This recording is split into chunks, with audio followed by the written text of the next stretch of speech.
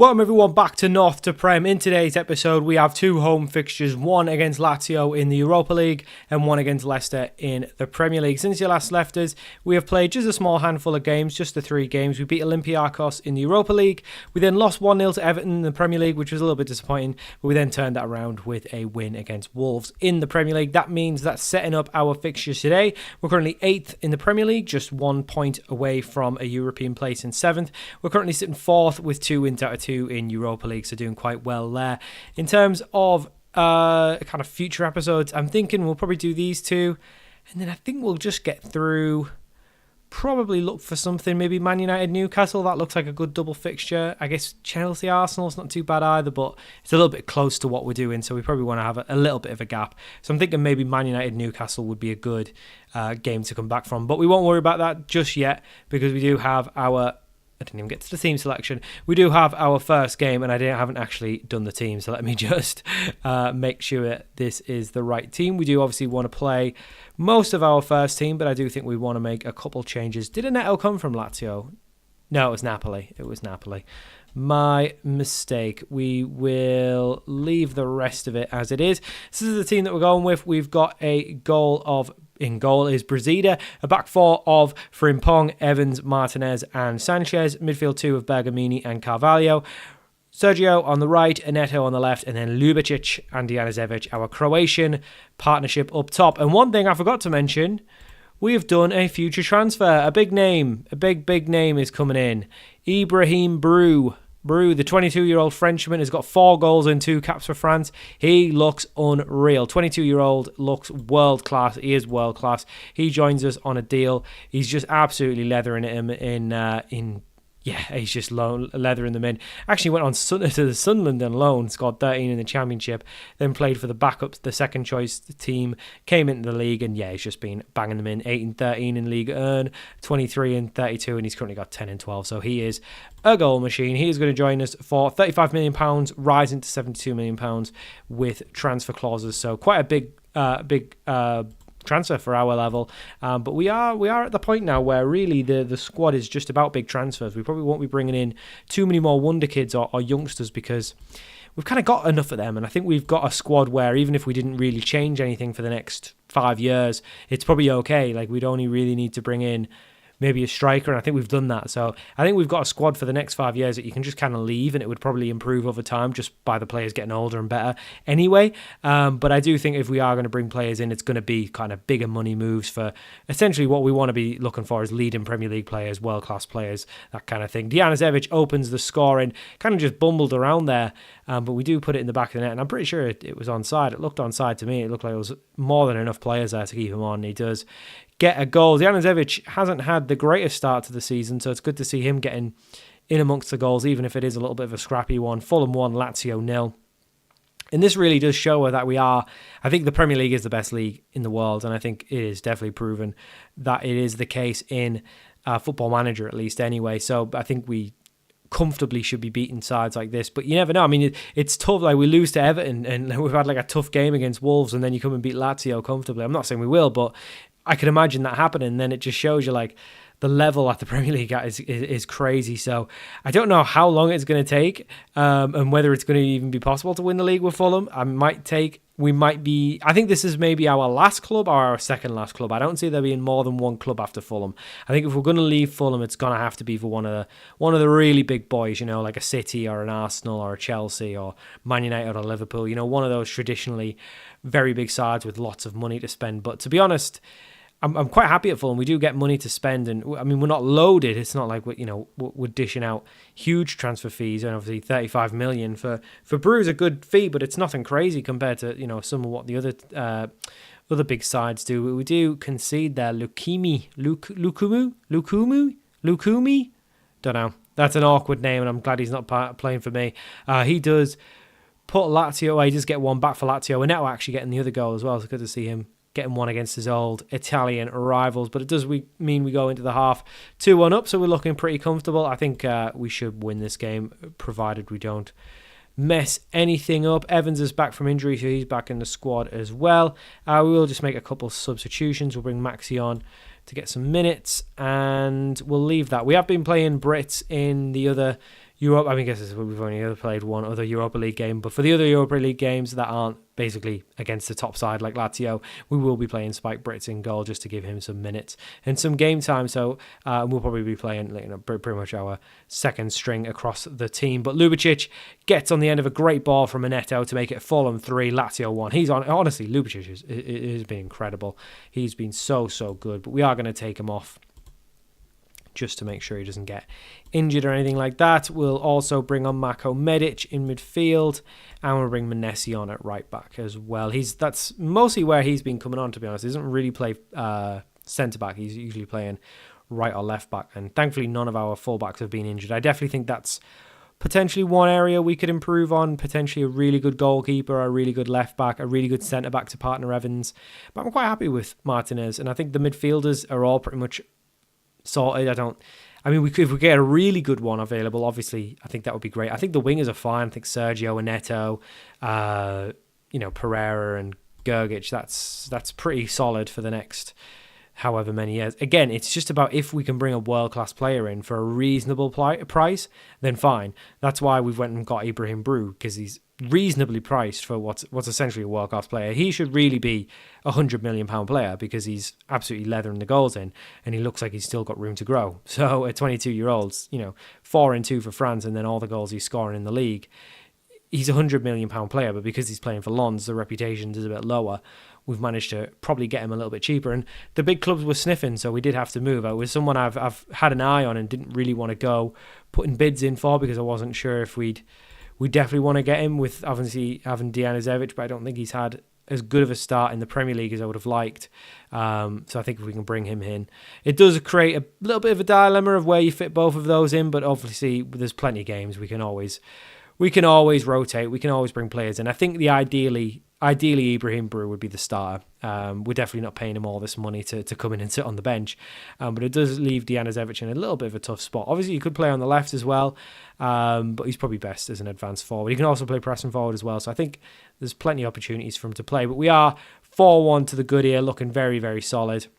And again, I think the Premier League is tougher than anyone we're going to face in Europe. I think Man United and I don't know. I thought Lazio was going to be a tough game, but clearly not, because we're running rampant. And I do think we really should be trying to win this competition. I know that's probably expectations a little bit high, but to be honest, it just looks like quite a poor Europa League this year. You usually get a number of teams that are kind of had poor seasons that are usually quite good. You never know. You sometimes see like a Bayern Munich or where's all the German teams? It doesn't seem like there's no German teams in the league this year. Or, there's only about Lazio, and I don't really see any other German teams. I don't know where they are. It's like Italian teams. I guess you've got Frankfurt in there. They're not bad. But it doesn't seem like there's too many. And I do think overall we should be pretty much beating most of these. And we've had a very, very good game today. A Neto man of the match performance. Fulham 5, Lazio 1. And I think that's probably maybe one of the last games we'll see in the group stage, because we are doing very well. Just us, Besiktas, Man United and Juventus with a perfect record so far, and a number of teams not to get a point. We're definitely going to qualify, but ideally we want to finish in the top 8 so we can skip that extra round. So that'll do it for the Europa League, and then we'll rest the players up and then come back for Leicester in the Premier League. And for our second game of the episode, we are at home to Leicester in the league. It's the same 11 that played the Lazio game, except Gergic and Pereira come back in for Sergio and Neto. Looking at the stats, really, I think these two have a very good argument to coming back into the side. But it is obviously a case of they have been playing probably some weaker opposition as well. Other than that, I think the team will remain the same, so we'll submit the team. And again, this is a team that I think, realistically in the league, we should be looking to beat. I can feel a sneeze coming, and I've already started this. Oh, God. No, it's one of those sneezes that's never going to come. Hey! There we go. Thank God. Apologies for that. I tried to turn away from the mic so I didn't absolutely peak the audio there. But Leicester, to be fair, I said we should be beating them, but they've actually had quite a decent start themselves, playing the ever-famous 4-2-3-1. Hopefully not the default formation the game provides, because that is very, very powerful. We've really been thriving on a 4-2-4 though, but you can't beat a 4-2-3-1. I mean, I guess you can, because we switched over from it. But we would like to win this. I think if we could get into Europe through the league, that would be ideal. Obviously, we do seem to have a few different options on us. I definitely won't be looking at the League Cup as something to just play the under-21s in. It's definitely something I want to win, because at least in the very least you're going to guarantee yourself Conference League, which I think is really important. And then, I mean, even finishing 7th and stuff, it's not a guarantee. Now, there is obviously that co-efficiency thing in England. Usually it's England and Spain. Sometimes it's Italy. But usually it's always England that'll get that extra spot. So I guess 8th is probably good enough as well. It's kind of weird, the league, trying to qualify for the Europe. If you finish in the top 5, top 6, you've pretty much guaranteed it. But if you finish 7th, 8th, sometimes you can go as low as 9th. Oh, that's a great bit of play from Djanizevic. It looks like a mistake from Leicester, but it's actually really good pressing from us. We've just really narrowed their centre-backs down, and they've had to play a dodgy ball, and thankfully we've caught them on it, and that's great work from Djanizevic. And he's someone that once Brew comes in, he might actually start playing better just because he's got that competition for his place, because we've definitely seen an uptake in Sergio's form since Pereira's come in, who's not really lit the league up, but it's hard to criticise because we've had a good start, and obviously we've had Ljubicic scoring all the goals, so it's definitely hard. But Djanizevic looks like he's definitely got a point to prove today. Great bit of work there, but unfortunately the finish just a little bit wayward and goes to the left-hand side of the post. But it does remain Fulham 1, Leicester 0, and we've started well, but Leicester definitely look a little bit dangerous. If we can catch them, their centre-back lacking a little bit again, you never know, we could get ourselves in front once again, and we're doing really well with the pressing. We are probably just a man short at the minute, but as soon as they think quite a quick team. As soon as we press up, they do try and counter us, and they've done really well there to take it round. And it's great defending to just get back. Probably just a slight bit of hesitation from their striker, who probably should have put them 1-0 up there. Got their first goal of the game there, and we've done really well again from the set piece just to block it. And it's a ball over the top to Dewsbury Hall, but his cross into the box is well gathered by Brasilia. We probably just need to calm it down a little bit now. Leicester are growing into the game, even though they've gone a goal behind. They do look a little bit dangerous, and we need to be careful, but we're doing well. And I think if we win this game, we'll definitely consider it a very good result, because, like I say, Leicester have had a good start, and Frimpong, again, with the pressing, does really well to pick the ball up, needs to find an option, but he's just going to keep going.